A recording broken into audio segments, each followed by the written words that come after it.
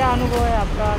बहुत गंदा एक्सपीरियंस है। मैं तो यही बोलूँगा कि अगर आपका पेशेंट मतलब एकदम क्रिटिकल कंडीशन में होगा तो यहाँ पे मत लाओ,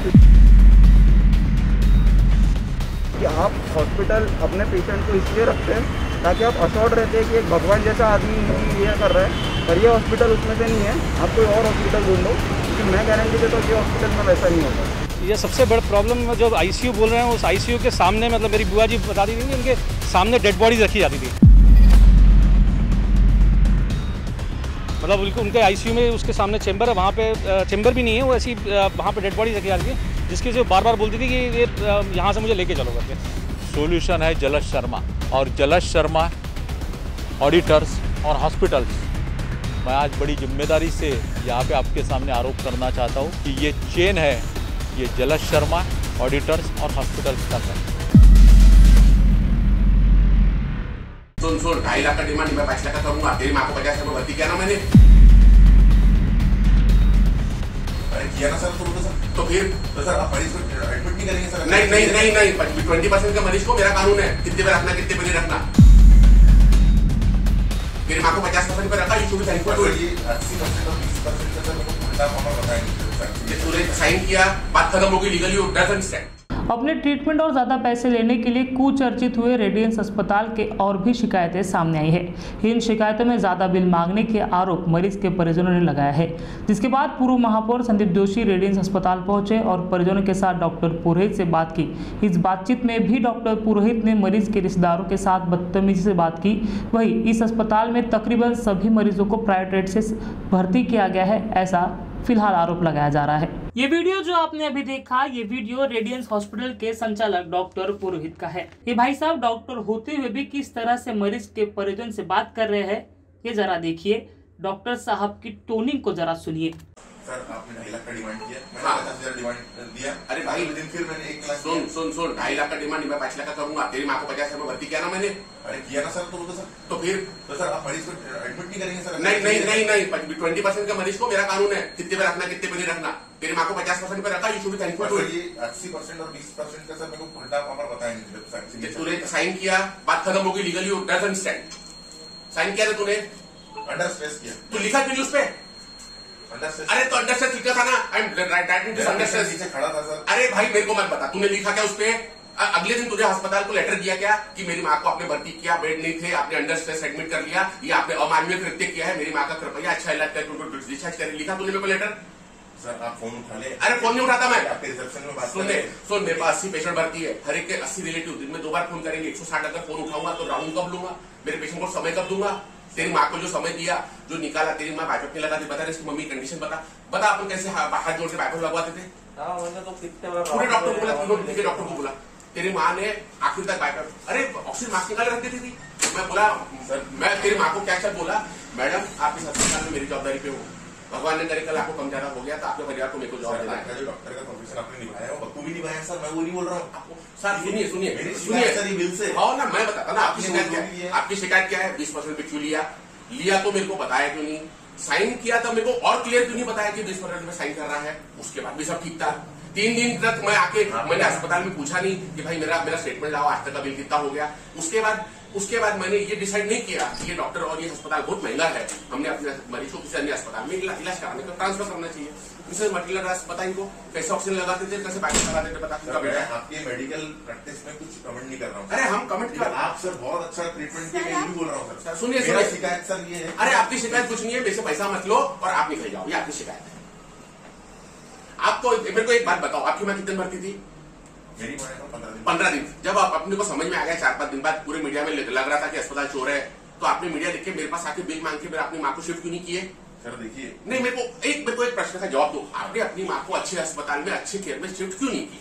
सर देखिए मैं अस्पताल के बारे में कुछ कमेंट नहीं कर रहा हूँ, सिर्फ बिल और आपका जो एडमिनिस्ट्रेशन। चलो मैं आपको बिल के बारे में बताता हूँ, इसलिए बोल रहा हूँ आपको बिल के बारे में। आपके अस्पताल के बारे में कमेंट नहीं कर रहा हूँ, छोड़ दो।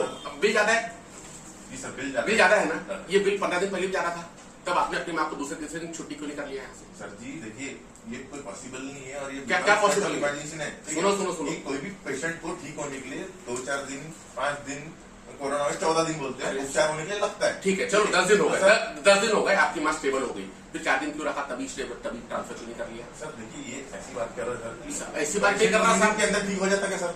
सुनो पेशेंट मैं क्या बोल रहा हूँ, अपने पास पैसे नहीं है और डॉक्टर अपने से 20% में ले रहा है, अन्य अस्पताल में 80% में बेड अवेलेबल है, ठीक है। नागपुर में पिछले 8 दिनों में बेड अवेलेबल हो गए, तब अपने अन्य अस्पताल में अपनी माँ को 20% कोटा में क्यों नहीं, 80% म्युनिसिपालिटी कोटा में क्यों नहीं शिफ्ट कर दिया? अभी भी बोल रहा हूँ, आपने उपचार में कुछ गड़बड़। अरे मैं उपचार की बात ही नहीं कर रहा बेटा, मैं तो प्योर पैसे की बात कर रहा हूँ, सुन ना, मैं उपचार की बात ही नहीं कर रहा। ठीक है, डॉक्टर साहब साफ कह रहे हैं कि आपने पेपर पर साइन किया है, अब लीगली कोई स्टैंड नहीं होता है। ये वीडियो 12 मई 2021 का है, जब मरीज के परिजन डॉक्टर पुरोहित के पास बिल में राहत देने की गुजारिश करने के लिए गए, लेकिन डॉक्टर साहब तो एंग्री यंग डॉक्टर बन गए। डॉक्टर साहब कह रहे हैं कि मैं 2.5 लाख नहीं 5 लाख डिमांड करूंगा, ये मेरा कानून है, मरीज को कितने में रखना है कितने में नहीं। लगातार ये रेडियंस हॉस्पिटल अपने ट्रीटमेंट और ज्यादा बिल लेने के लिए बदनाम हो रहा है। अब आप जिन्होंने यहाँ अपने परिजन का इलाज करवाया है, वो जरा ट्रीटमेंट के बारे में क्या कहते हैं, जरा सुनिए। मेरे पापा और दादी, इनको कोविड हुआ था 10 तारीख को। तो दादी एक्चुअली हमारी घर पे गिर गई थी, तो उस वजह से उनको कोविड पेशेंट होने की वजह से उनको एडमिट करने की कंडीशन आ गई थी। तो हमको बेड्स अवेलेबल नहीं हुए, तो हम प्रताप नगर से ढूंढते बेड यहाँ रेडियंस हॉस्पिटल तक आए। रेडियंस हॉस्पिटल में उन्होंने एडमिट किया और पापा का नॉर्मल था, हमने उनको सिटी स्कोर वगैरह सब बताया, तो फिर भी उन्होंने बोला कि पापा को भी एडमिट कर दो। क्या सिटी स्कोर था? 8 सिटी स्कोर था पापा का, दादी का 0 था। पर दादी का एक्चुअल रीज़न ये था कि दादी घर पे गिर गई थी, उस वजह से वो अनकॉन्शियस हो गई थी, और अनकॉन्शियस होने की वजह से हम डर गए थे और उनको एडमिट करना ज़रूरी था। तो एडमिट करने के बाद जब ट्रीटमेंट हुई दादी की, तो जैसे एडमिट हुई थी वैसे ही स्ट्रेचर पे वापस घर पे आई कि डिस्चार्ज हो गया करके सब बरोबर है, और वीकनेस है करके ये रीज़न करके घर पे हमने उनको रखा कि हम वीकनेस है करके आ जाएंगे। और 7 दिनों बाद दादी की कंडीशन इतनी वीक हो गई तो उसकी दादी की डेथ हो गई घर पे, और पापा एकदम स्टेबल थे, फिर भी इन्होंने उनका ट्रीटमेंट किया और दोनों का हमारा बिल ऐसे 2-2 लाख रुपए निकाला है, और ट्रीटमेंट भी कुछ अच्छी दी नहीं। और एडवांस भी हमारा ऐसा लिया गया कि 1.5 लाख रुपए पहले एडवांस लिया हमसे, जो कि अगेंस्ट रूल्स है, पर फिर भी कंडीशन ऐसी थी कि ये लोग ले रहे थे और हमने मतलब अभी कुछ ऑप्शन नहीं था करके हमने 1.5 लाख रुपए भरे भी। पर जब हम सब प्रोसीजर्स करके घर जा रहे थे, मतलब मैं भी पॉजिटिव था तब, तो उन्होंने फिर भी मुझे और बुलाया वापस और कहा कि 1-1 लाख रुपए और लगेंगे, और इतना सिली रीज़न दिया, ऐसा नहीं कि कुछ रेमडेसिविर लगेगा या फिर टोसिलिजुमैब लगेगा इसलिए 1-1 लाख रुपए और दो। इतना सिली रीज़न था। उन्होंने मुझे बोला कि 1 लाख रुपए इसलिए चाहिए क्योंकि हमने 2.5 बोला था, आपने गलत सुना। मतलब इतने घर जाके 1.5 लाख रुपए जाने का उन्होंने एक्सेप्ट भी किए 3 लाख रुपए दोनों पेशेंट के, और उसके बाद वो कहते हैं कि 1-1 लाख रुपए और लगेंगे एडवांस। और मैंने बोला अगले दिन किया मांगे, तो उन्होंने अगले दिन का ये दिया, पर हमसे ऐसे दोनों पेशेंट मिलकर 5 लाख रुपए एडवांस लिए। यहाँ पे जो स्टाफ है वो कैसे है? स्टाफ एकदम डाउन मार्केट स्टाफ है, जो मैनेजमेंट है इनका इतना रूड है, मतलब फर्स्ट इंस्टेंस पे आपको पता चल जाएगा अंदर गए कि ये लोग लिटरली एक आदमी की मतलब इज्जत उतार सकते, इतना गंदा स्टाफ है। हमको तो हमने जब पूछा, कोई भी क्वेश्चन करेगा जब इतना 1 लाख रुपए सिली रीजन्स के लिए मांगे जाएंगे, तो जब मैंने पूछा 1 लाख रुपए और किस बात के, तो इन्होंने इतना मतलब हमारी इतनी डाउन मार्केट करके इतनी इज्जत कर दी हमको। उन्होंने कहा कि अगर आपने 1 लाख रुपये और भी दिए तो ट्रीटमेंट आगे की नहीं होगी, एडमिट होने के बाद भी पूरा ट्रीटमेंट आगे की नहीं होगी।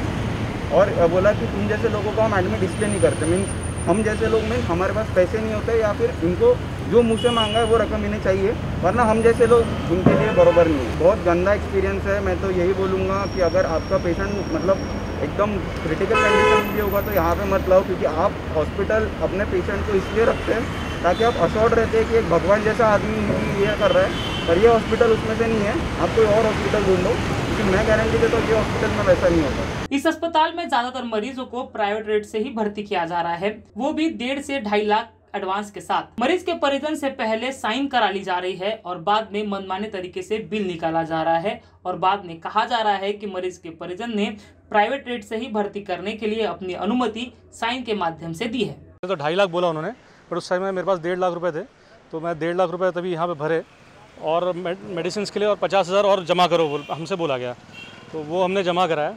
उसके बाद से जो है यहाँ पे उनकी ट्रीटमेंट बिल्कुल भी ध्यान से नहीं की गई। उनको एक नॉर्मल ICU में बोल के रखा गया, पर एक नॉर्मल सादा बेड दिया गया है, जिसकी वजह से उनको वो बेड एकदम घर जैसा बेड था, जिसमें कि मतलब रिक्लाइनिंग में नहीं था, उनको पीठ के कट में तकलीफ हो रही थी। 7 दिन में उनकी डेथ हो गई और 7 दिन में हमारा टोटल 2,92,000 का बिल निकाला उन्होंने। 2.5 लाख जो है वो हॉस्पिटल का बिल था और 40,000 रुपये दवाइयों के अलग से दिए गए। और ये आखिरी दिन तक कुछ भी बताया नहीं गया कि उनकी ट्रीटमेंट क्या चल रही है, कौन सी मेडिसिन दे रहे हैं। मुझे आखिरी दिन पता चला जब मैंने उनसे पूछा कि आपने इसमें रेमडेसिविर का बिल नहीं लगाया है, तो उन्होंने बोला कि हमने दिया भी नहीं है, मतलब हमारे पास था नहीं। तो उन्होंने पहले बताया भी नहीं इस बारे में, ना हमें कोई चीज़ करके फ़ोन करके बताया जा रहा था।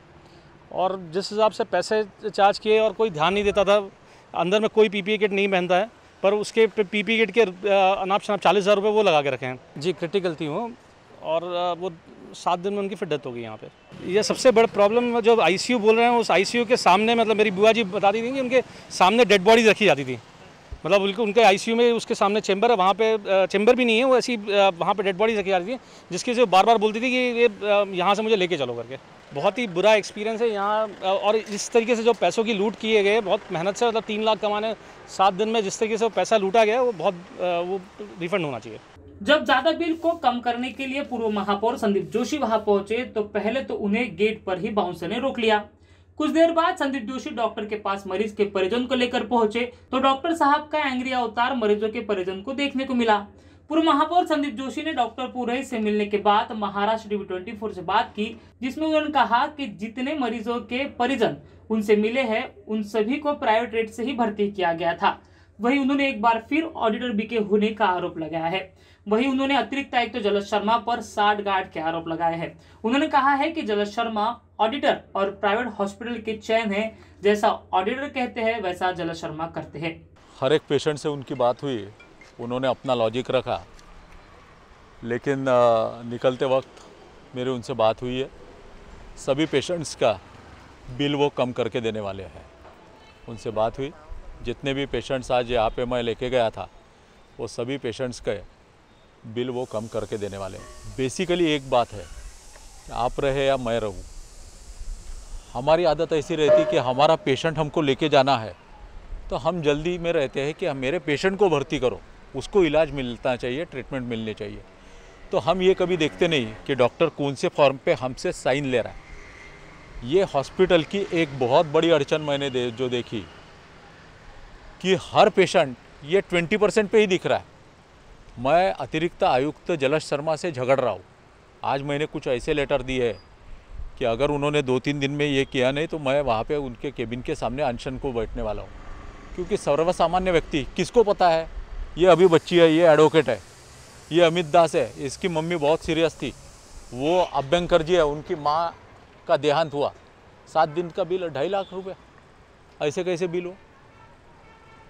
अब इन्होंने बताना चाहिए ना कि आपके घर के पेशेंट को हम 20% में ले रहे हैं, इसका मतलब आपको प्राइवेट चार्जेस लगने वाला है। ये आज जितने पेशेंट्स लेके गया था उनमें से एक भी पेशेंट को इन्होंने बताया नहीं। अब ये बात बहुत गलत है और मैंने आयुक्त जी को भी मांगी है लिस्ट कि पूरे नागपुर के हॉस्पिटल की पेशेंट की लिस्ट चाहिए कि 20% में कितने एडमिट थे और 80% में कितने एडमिट। और आपको बताता हूँ, ऑडिटर्स सेट हुए हैं, वो इस तरीके से ऑडिटर को बुला रहे हैं कि उनके ऑफिस का कोई कर्मचारी है। आज मैं इसके पहले क्रिस्टल हॉस्पिटल भी गया, वहाँ पे तो देखा कि एक पेशेंट के नाम पे एक बिल 5,000, आपका नाम पे 3,000, किसी दूसरे को 2,000, आपके पिताजी का नाम देवीलाल, देवलाल, दिलीप, इतना ही नहीं तो दूसरे पेशेंट के भी बिल आपके इसमें। पैथोलॉजी के चार्जेस, रोज पैथोलॉजी रोज लगती है पैथोलॉजी। मैं भी खुद पॉजिटिव था, 14 दिन मैं एडमिट था, पर रोज 8,500 रुपये की पैथोलॉजी, और वही पैथोलॉजी के चार्जेस बाहर में अगर करते तो 2,000 रुपये में होते। रोज डी डायमर चेक करनी पड़ती, रोज किडनी फंक्शन टेस्ट। ये कौन सा प्रकार है? ये इस तरीके से सर्वसामान्य लोगों को लूटना, ये हर हॉस्पिटल ने नहीं, मैं बोलूँगा, क्योंकि कुछ हॉस्पिटल्स बहुत अच्छा काम कर रहे हैं। कई हॉस्पिटल्स ऐसे जो पॉजिटिव भी बोल सकते हैं हम कि जो 20% यानी प्राइवेट में ले ही नहीं रहे, सब कर रहे हैं तो गवर्नमेंट में कर रहे हैं। वैसे भी हॉस्पिटल्स है, लेकिन कुछ हॉस्पिटल्स बहुत गलत काम कर रहे हैं। आज मेरी जब उनसे बात हुई, मुझे या इन लोगों को भी असंवेदनशील तरीका था उनका बात करने का। Very arrogant, he was very arrogant. ऐसे डॉक्टर कभी देखे नहीं, पर फिर भी उन्होंने मुझे जाते वक्त बोला है कि मैं इन सबके कल पैसे ये कम करके दूंगा। सर क्या सॉल्यूशन हो सकता है जो प्राइवेट हॉस्पिटल जो लूट कर रहे हैं, जो 80% सॉल्यूशन ऐसा है, सॉल्यूशन है जलज शर्मा और जलज शर्मा ऑडिटर्स और हॉस्पिटल्स। मैं आज बड़ी जिम्मेदारी से यहाँ पे आपके सामने आरोप करना चाहता हूँ कि ये चेन है, ये जलज शर्मा ऑडिटर्स और हॉस्पिटल्स तक है। हाँ, मेरे तो दोस्तों ने जो डॉक्टर्स हैं उन्होंने तो डायरेक्ट बोल दिया है कि हमने खरीद लिया करके ऑडिटर को। ऑडिटर हम बोलेंगे वैसा करेगा करके, और ऑडिटर जैसे ये बोलेंगे वैसे करते हैं, वैसे ही ऑडिटर जो बोलते हैं वो जलज शर्मा करते हैं। आज 8-8 दिन हो जाता है, आपने वो सिंगानिया वाली टेप चलाई होंगी, वो टेप पे पिछले 9 दिन में एक भी बार कार्रवाई नहीं की। उल्टा कल नोटिस भेजा 8वें दिन में, मैंने तकरार की थी 8वें दिन में नोटिस भेजा है। यानी चोर को पूछ रहे कि भाई तूने चोरी की है क्या, तो बता। इसमें जलज शर्मा है। जब तक जलज शर्मा जागरूक नहीं होते, जाके नहीं बैठते, 2-4-5 ऑडिटर्स को सस्पेंड नहीं करते, तब तक ये सॉल्यूशन नहीं निकलता। लगातार प्राइवेट हॉस्पिटल की लूट की जानकारी महानगर पालिका के पास पहुंचने के बावजूद महानगर पालिका कोई कार्रवाई करता नजर नहीं आ रहा। लगता है महानगर पालिका के अधिकारी फिलहाल सोने का नाटक कर रहे हैं। इन अधिकारियों को कितना भी जगाने की कोशिश करो, ये उठते ही नहीं दिख रहे हैं। जनता की लूट हो या जनता मर जाए, फिर भी अधिकारी कार्रवाई का नाम नहीं ले रहे हैं। वहीं अगर नागपुर में कोरोना काल में जनता को लूटने का काम अगर कुछ प्राइवेट अस्पताल कर रहे हैं, तो इनका हौसला भी यही अकार्यक्षम अधिकारी के कारण बढ़ रहा है। भारत सरकार ने फिलहाल आत्मनिर्भर बनने की बात कही है। शायद इन अधिकारियों के रवैये से यही लगता है कि उन्होंने ये नारा जरा सीरियस लिया है और वो चाहते हैं कि जनता अपने आप को लूट से बचाने के लिए आत्मनिर्भर बने, महानगर पालिका के भरोसे ना बैठे। इसलिए फिलहाल ऐसा लग रहा है कि महानगर पालिका कार्रवाई नहीं कर रही है। आप देख रहे थे कैमरा पर्सन वीरेंद्र खोबरागढ़ के साथ अमित वांद्रे की रिपोर्ट, महाराष्ट्र टीवी 24 के लिए।